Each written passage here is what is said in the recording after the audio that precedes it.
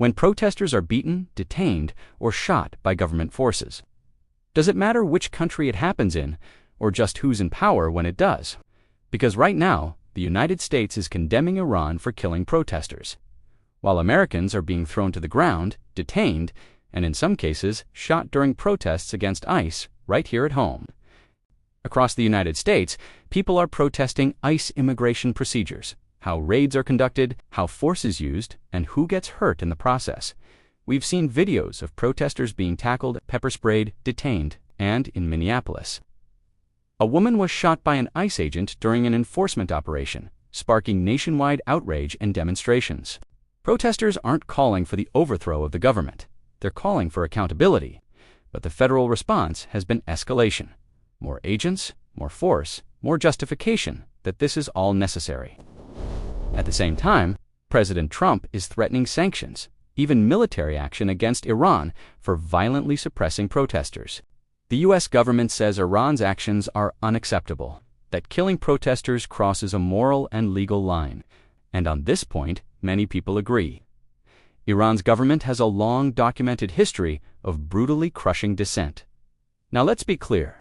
Iran is an authoritarian regime. The United States is, at least on paper, a constitutional democracy. Iran's protests are about regime survival.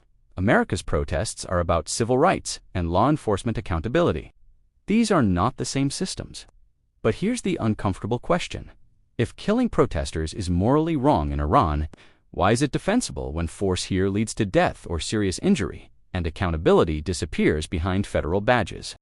When the U.S. condemns violence abroad while minimizing it at home, it sends a message.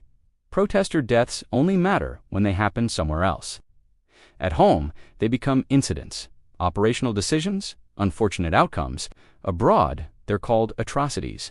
America's power has never just been military or economic. It's been moral, the idea that we hold ourselves to the same standards we demand of others. When we lose that consistency, we lose credibility. You don't have to excuse Iran's brutality to question America's behavior. You don't have to hate law enforcement to demand accountability. And you don't have to choose sides to ask one simple question. If protest is protected speech, why does it increasingly look like a crime? This isn't about comparing body counts, it's about comparing values. If the United States wants to stand as a defender of human rights, it has to prove those rights don't stop at its own borders or disappear during an ICE operation, because the world isn't just watching what we say about Iran. They're watching what we do to our own people. Like, share, and subscribe.